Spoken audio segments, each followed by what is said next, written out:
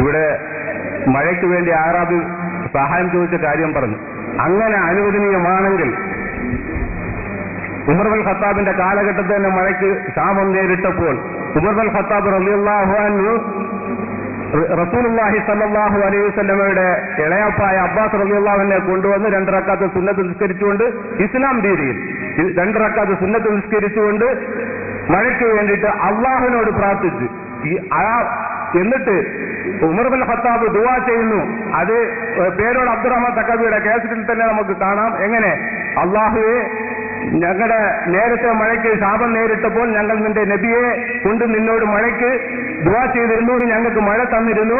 ഇപ്പോ നബി വഫാത്തായിരിക്കുന്നു. ഇപ്പൊ അതുകൊണ്ട് ഞങ്ങൾ നബിയുടെ ഇളയപ്പായ അബ്ബാസ് റളിയല്ലാഹു അൻഹുവിനെ കൊണ്ടുവന്ന് മഴയ്ക്ക് നിന്നോട് യാചിക്കുന്നു, നീ ഞങ്ങൾക്ക് മഴ തരണേ എന്ന് ഉമർ ബിൻ ഖത്താബ് എന്നെ അള്ളാഹുവിനോട് ദുആ ചെയ്തതായി പേരോട് തഖാബ് തന്നെ പറയുന്നുണ്ടായി. എന്തുകൊണ്ട് ഉമർ ബിൻ ഖത്താബ് റളിയല്ലാഹു അൻഹു നബിയുടെ ഖബറിൽ പോയി മഴ ചോദിച്ചില്ല? അങ്ങനെ ഉണ്ടെങ്കിൽ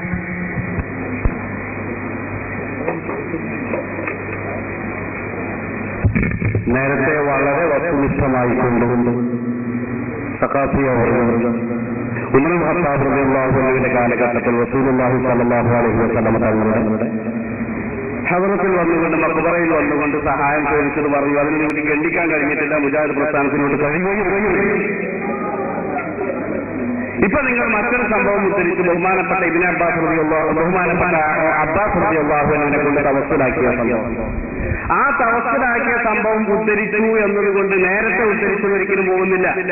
നേരെ മറിച്ച് ഹബീബായ നബി സല്ലല്ലാഹു അലൈഹി വസല്ലമ തങ്ങളെ കൊണ്ടുമാവാം, അതുപോലെ തന്നെ അസ്ഹാബിന്റെ സംഭവത്തും മഹത്തുക്കളെ കൊണ്ടുമാവാം എന്നതിന് മറ്റൊരു തെളിവ് സുന്നികൾക്ക് ഒന്നുകൂടെ ആയിത്തീരുകയാണ് ചെയ്യുന്നത്. അതല്ലാതെ ഒരിക്കലും അത് മാത്രമേ ആകാവൂ എന്നില്ല. മാത്രമല്ല, നിങ്ങൾ ചോദിച്ചല്ലോ പിന്നെ എന്തുകൊണ്ട് ഉമർ ഖത്താബിന്റെ കാലഘട്ടത്തിൽ അങ്ങനെ പോയില്ല? അത് പോയ സംഭവമാണല്ലോ നേരത്തെ ധരിച്ചത്. മാത്രമല്ല, ആയിഷ റളിയല്ലാഹു അൻഹയെ സംബന്ധിച്ച് ധരിക്കുന്ന മറ്റൊരു ഹദീസിൽ കാണാം, ഇബ്നു തൈമിയ്യ റളിയല്ലാഹു ധരിച്ചിട്ടുണ്ട്. ബഹുമാനപ്പെട്ട മിസ്കാത്ത് എന്ന് പറയുന്ന ഹദീസിലെ ഗ്രന്ഥത്തിൽ കാണാം, സുനനുൽ ദാരിമിയിൽ കാണാം. ബഹുമാനപ്പെട്ട ആയിഷ റളിയല്ലാഹു അൻഹ മഹദി അവരുടെ കാലഘട്ടത്തിൽ വളരെ റസൂലിന്റെ വഫാത്തിന് ശേഷം ക്ഷാമം നേരിട്ട സമയത്ത് ഹബീബായ റസൂലുള്ളാഹി സ്വല്ലല്ലാഹു അലൈഹി വസല്ലം തങ്ങളുടെ മഖബറയിലേക്ക് ചെന്ന് ആവശ്യ സഫലീകരണത്തിന് ക്ഷാമപരിഹാരത്തിന് വേണ്ടി പോകാൻ വേണ്ടി നിർദ്ദേശിച്ചത് സുനനുൽ ദാരിമിയിലുണ്ട്, വളരെ വസ്തുനിഷ്ഠമായിട്ടുണ്ട്. അപ്പൊ അത് മറ്റൊരു തെളിവാണ് നിങ്ങൾ ഉദ്ധരിച്ചത്. അല്ലാഹുവിന്റെ റസൂൽ അല്ലാത്തവരെ കൊണ്ടും എന്നുള്ള ഒരു തെളിവാണ്. ആ തെളിവ് അറിഞ്ഞുകൊണ്ട് ഈ തെളിവ് പോകുന്നില്ല, ഈ തെളിവ് അറിഞ്ഞുകൊണ്ട് ആ തെളിവില്ലാതാകുന്നില്ല എന്ന്. ഇൻഷാ അല്ലാഹ് ഈ കൗമുകളൊക്കെ മനസ്സിലായി. ഞാൻ ചോദിച്ചതിന് മറുപടിയായില്ല. ഞാൻ ചോദിച്ച ഉമർ ബിൻ ഖത്താബ് എന്തുകൊണ്ട് റസൂലുള്ളാഹി സ്വല്ലല്ലാഹു അലൈഹി വസല്ലമയുടെ ഖബറിൽ പോയി ചോദിച്ചില്ല? മഴയ്ക്ക് അങ്ങനെ ചോദിക്കാൻ ഇസ്ലാത്തിൽ തെളിവുണ്ടായിരുന്നുവെങ്കിൽ ഞാൻ പറഞ്ഞില്ലേ, ലക്ഷത്തിൽ പരം സഹാബാക്കളെ ഹജ്ജത്തുൽ വിദായിൽ കൂടി അവരെ ഓരോ കാലഘട്ടത്തിൽ നിന്നും അസുഖം ബാധിച്ചും ഇങ്ങനെ മരിച്ചവരുണ്ട്. അവരാരെന്ന് അങ്ങനെ തന്നെ നമുക്ക് ലക്ഷത്തിൽ പരം ഹദീസ് കിട്ടിയിരിക്കണം. റസൂലുള്ളാഹി സ്വല്ലല്ലാഹു അലൈഹി വസല്ലമയും മുൻ കഴിഞ്ഞുപോയ സാലിഹ്യങ്ങളെയും വിളിച്ച് സഹായം തേടുന്ന ലക്ഷത്തിൽ പരം ഇത് കിട്ടിയിരിക്കണം. പക്ഷേ നമുക്ക് ഒരു കഥ, ആ ആറാബി പോയി മഴയ്ക്ക് ചോദിച്ച കഥ മാത്രമേ നിങ്ങൾക്ക് എവിടെയും പറയാനുള്ളൂ. ഇൻഷാ അല്ലാഹ് ഈ ജനങ്ങൾക്ക് സത്യം മനസ്സിലായിട്ടുണ്ട്. എന്റെ അടുത്ത ചോദ്യം അവിടെ അദ്ദേഹം ചോദിക്കുന്നത് എന്താണ്? ഈ സംഭവം അല്ലാതെ പിന്നെന്തിനാണ് നിസ്കരിക്കാൻ മഴയത്തുന്ന നിസ്കാരത്തിന് വേണ്ടി ഉമർ റളിയല്ലാഹു അൻഹു അബ്ബാസ് റളിയല്ലാഹു അൻഹുവിനെ കൊണ്ടുപോയത്? അത് പോയി എന്നതുകൊണ്ട് ഇത് ശരിക്കാണ് എങ്ങനെ കിട്ടും? എന്താണ് വിശക്കുന്നുണ്ട്? നമുക്ക് വിശപ്പ് തീരണമെങ്കിൽ ഭക്ഷണം സാധാരണ ചോറുണ്ട്, ബിരിയാണി. അപ്പൊ ഇയാളെ ചോദ്യം, അതെന്തെങ്കിലും ബിരിയാണി കഴിച്ചത്? ബിരിയാണി കഴിച്ചാൽ വിശപ്പ് മാറും. നമ്മുടെ നാടൻ ചോറ് സാധാ ചോറ് കഴിക്കേണ്ടതല്ലേ? അതും കഴിക്കാം. അല്ല, ഇതെല്ലാം കഴിച്ചോളും ഞാനേ പറ്റുള്ളൂ എന്ന് പറഞ്ഞാൽ എന്തൊരു ദുർവാശി എന്നല്ലാതെ അത് കഴിക്കാൻ മറ്റു വിശപ്പ് മാറും, അത് കഴിക്കാൻ ഇതുകൊണ്ട് മാറാം എന്നതുപോലെ കബറിശൈലിൽ പോയി മഴ പേടി അതുവാകാം. പിന്നെ റസൂൽ അല്ലാത്തവരെ കൊണ്ട് തവസ്സുൽ ചെയ്യാം, അതും ചെയ്യാം എന്നൊരു കുഴപ്പം. പിന്നെ ലക്ഷത്തിൽ പരം സഹാബത്ത് ചെയ്യണം. ഒരു ഇസ്ലാമിനൊരു കാര്യം സ്ഥിരപ്പെടണമെങ്കിൽ എന്ത് വിടുവായിട്ടാണ് ഈ പറയുന്നത്? ഒരു കാര്യം ഇസ്ലാമിൽ സ്ഥിരപ്പെടണമെങ്കിൽ ലക്ഷത്തിൽ പരം സഹാബത്ത് ചെയ്തെങ്കിലും സ്ഥിരപ്പെടുള്ളൂ. കാര്യം വലിയ ബുദ്ധിമുട്ടാവും. എന്നാ പിന്നെ മുജാഹിദിന്റെ സാധനങ്ങൾ മനസ്സിലാവില്ല. അല്ല, ലക്ഷത്തിൽ പരം സഹാബത്ത് ചെയ്തെങ്കിലേ ഉണ്ടാവുള്ളൂ എന്ന് പറഞ്ഞാൽ എന്ത് വിട്ടിട്ടാണ് ഈ പറയുന്നത്? സഹോദര, നമ്മുടെ ഇസ്ലാമിൽ ദേഹത്തതൊന്നും വേണ്ട.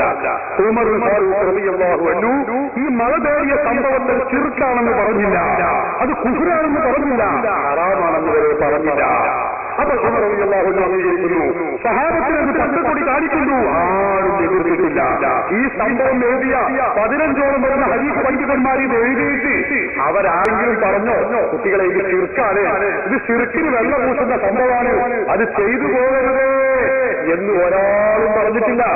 ഈ പറഞ്ഞ മഴ തേടിയ റസൂലുള്ളാഹിന്റെ ഖബർ ശരീഫിന്റെ അരികിൽ സഹാബത്തിന്റെ കാലത്ത് നിന്ന് മഴ തേടിയ സംഭവം ഉദ്ധരിച്ചിട്ട് ആ ഉദ്ധരിച്ച പണ്ഡിതർ ഏതെങ്കിലും ഒരാൾ പറഞ്ഞോ എന്ത് അത് ശിർക്കാണ്, അത് ചെയ്തു പോകരുതേ? ഒരൊറ്റ പണ്ഡിതൻ പറഞ്ഞില്ല. അവർക്കൊന്നും ശിർക്കാണ് തിരിഞ്ഞില്ല, തൗഹീദിന് വിരുദ്ധാണ് തിരിഞ്ഞില്ല. നമ്മളെ കേരളത്തിലെ മുജാഹിദിനെ 4 ആളുകൾക്ക് മാത്രം ശിർക്കാണ് ഇസ്ലാം വിരുദ്ധാണെന്ന് പറഞ്ഞു. നോക്കണം നിങ്ങൾ, അവരുടെ കഥയില്ലായ്മ എത്രമാത്രം മതപ്പതിച്ചു മുജാഹിദുകൾ. ആശയപരമായി ബുദ്ധിപരമായി എത്ര മരവിച്ചു പോയി എന്ന് പറയുന്നതിൽ സങ്കടം. ഈ പറഞ്ഞ 15 പണ്ഡിതന്മാരൊക്കെ ഉദ്ധരിച്ചിട്ട് ഒരൊറ്റ കുട്ടി പറഞ്ഞു ഈ സംഭവമുണ്ടല്ലോ റസൂലുള്ളാഹിന്റെ ഖബറിൽ ചെന്ന് മഴ തേടിയ സമയത്ത് ശിർക്കാണ്, ചെയ്യരുത്, അത് പാടില്ലാത്ത കാര്യം ഓരോ ആള് പറഞ്ഞിട്ടില്ല.